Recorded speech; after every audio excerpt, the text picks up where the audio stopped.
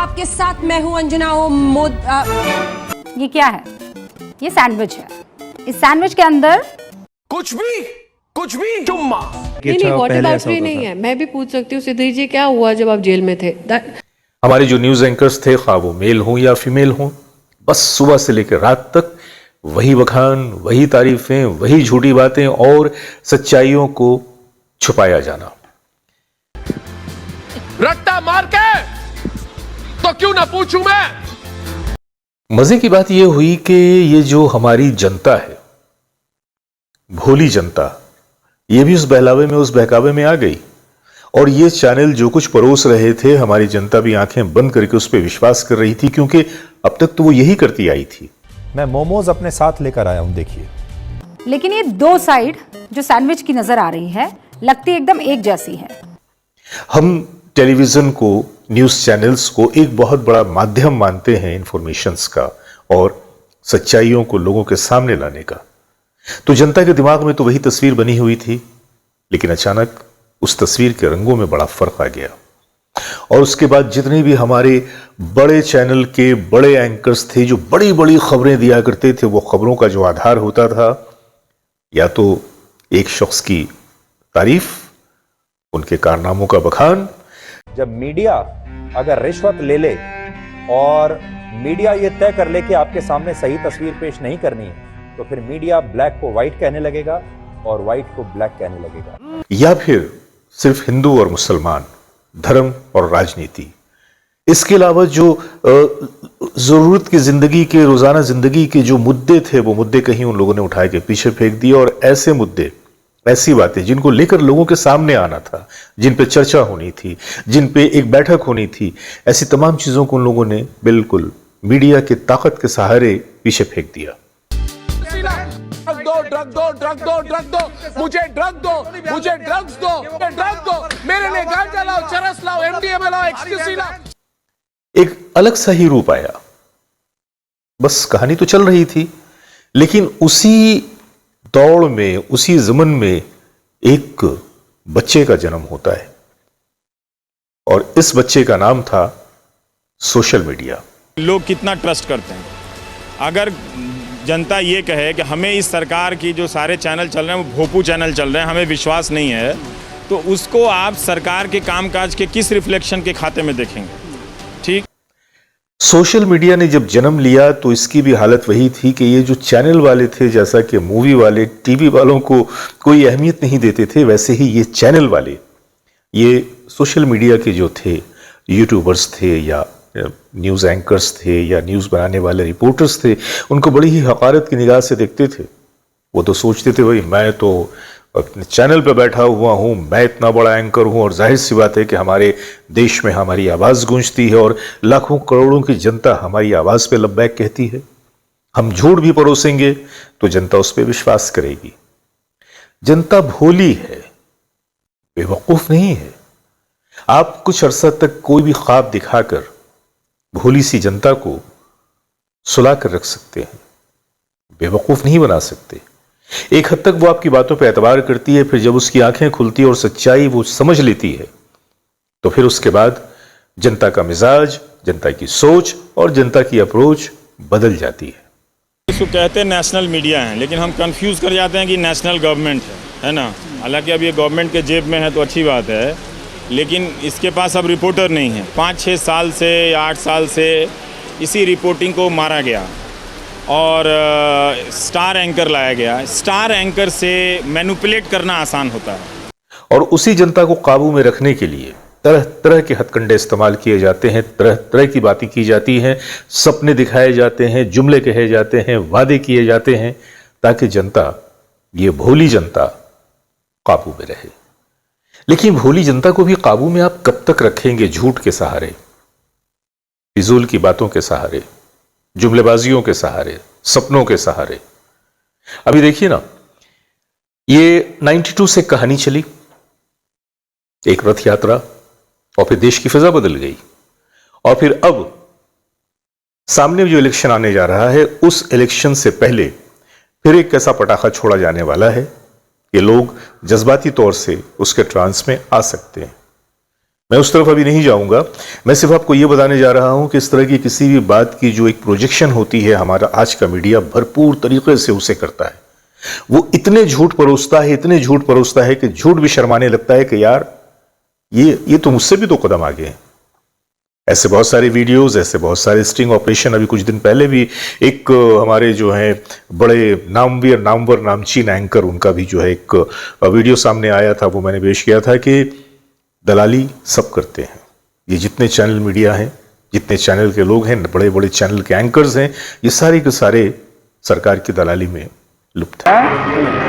जब आप इतना कॉर्पोरेट हो नहीं हो ये हो जी, हम इसमें डीएनए की बात कर रहे हैं और सब कवर है ना जी के सारे चैनल डीएनए वगैरह। पता लगा जी कल होगा जी डीएनए में था जी और जी न्यूज में था, बाकी ने ठोक दिया हमें पहले की तरह। All news channel sir cover ना।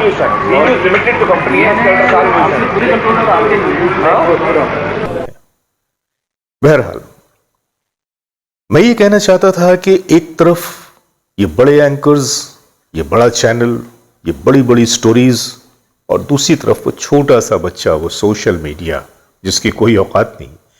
छोटे छोटे प्लेटफॉर्म थे, यूट्यूब था, फेसबुक था, ट्विटर था और इस तरह के 2-4 और भी।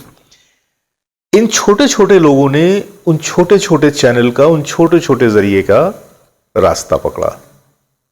छोटी छोटी खबरें लेकर लोगों के सामने आने लगे, उनकी जिंदगी से जुड़ी हुई खबरें लेकर लोगों के सामने आने लगे। उनके साथ क्या हो रहा है, कैसे हो रहा है, कोई वाकया अगर हुआ है तो उसके पीछे की सच्चाई क्या है।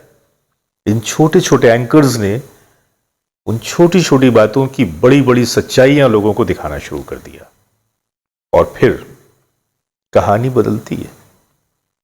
वो सोशल मीडिया के लोग जो बेचारे किसी गिनती में नहीं थे, एक मोबाइल और एक बूम और एक लेके वो घूमते रहते थे और जगह जगह पे वो तलाश करते थे कहीं उन्हें जिंदगी से जुड़ी हुई कोई बात मिल जाए, कोई मुद्दा मिल जाए जो लेकर वो लोगों के सामने आ सके। और हमारे देश में मुद्दों की तो भरमार है, तो मुद्दे मिलते गए और ये लोग जो कि कल तक किसी गिनती में नहीं थे, अचानक लोगों के सपोर्ट से, और सपोर्ट भी इसलिए कि उन लोगों ने सच परोसा था, उन लोगों ने देश की और उसके देश के मसाइल की सही तस्वीर दिखाई थी। हमारे जो सरकारी कारिंदे हैं, हमारे सरकार की जो बातें हैं, जो नीतियां हैं, जो उनकी गलतकारियां हैं, उन सब बातों को लेकर वो सामने आने लगे। मिनिस्टर्स बेनकाब होने लगे, उनकी बदउनवानियां बेनकाब होने लगी, उनकी कामचोरियां बेनकाब होने लगी और उसके बाद लोगों के जहन में सोशल मीडिया पे एक भरोसा बनना शुरू हो गया। अब वही जनता, वही भोली जनता इतनी आसानी के साथ बेवकूफ बनने को तैयार नहीं थी। अब उन लोगों ने उन बड़े बड़े चैनल्स की तरफ आंखें फेर ली। जो उनका एक रेटिंग था, जो उनके व्यूअर्स थे, जो कि मिलियंस में हुआ करते थे, अब वो सिमटने लगे और सिमटने भी इस तरह से लगे कि ये चैनल खतरे में आ गए, क्योंकि यूट्यूब के चैनल अब उनसे टक्कर लेने लगे।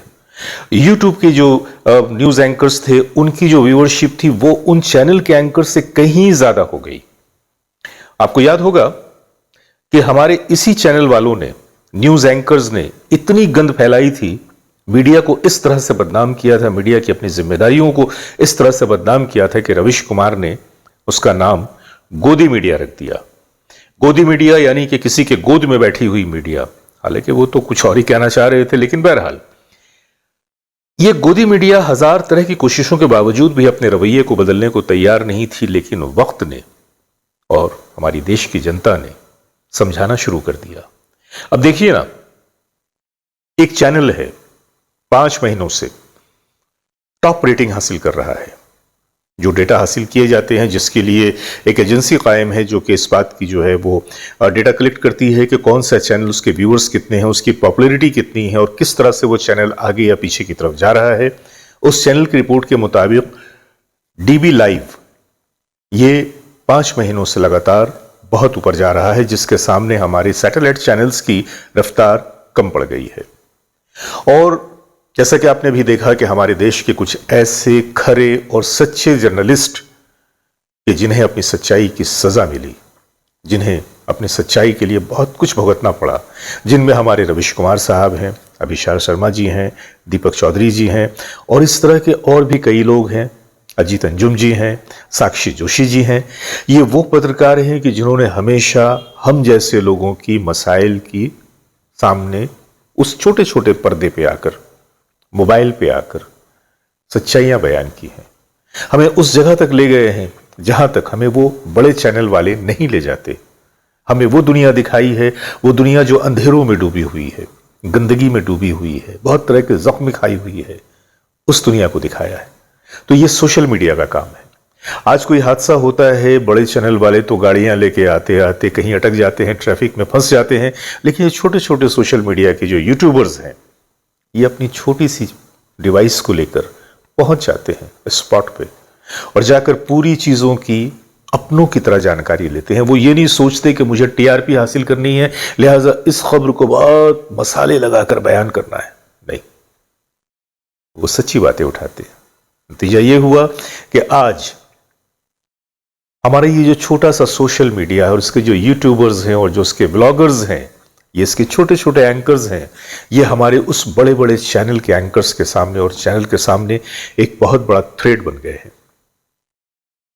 आने वाले दिनों में इनका झूठ इस तरह से अब इनके सामने आने लगा है कि लगता है कि शायद जनता का, आवाम का जो एतमाद था वो बिल्कुल खत्म हो जाएगा और उसके खत्म होते ही ये जो बड़े बड़े चैनल हैं और इनके एंकर्स हैं, शायद ये भी अपनी जगह पर आ जाएंगे। लेकिन जरूरत एहसास की है। जिस दिन एहसास हो जाएगा उस दिन देख लीजिएगा कि ये हमारी देश की जो जर्नलिज्म है, जो सहाफत है, ये पत्रकारिता जो है, इसका भी रंग बदल जाएगा और हम एक बार फिर सच्ची खबरें जान सकेंगे, सच्चे हालात से वाकिफ हो सकेंगे। तो ये था मेरा जायजा जो मैंने आज आप लोगों के सामने पेश किया। आज की ये बात कैसी लगी आप लोगों को बताइएगा जरूर।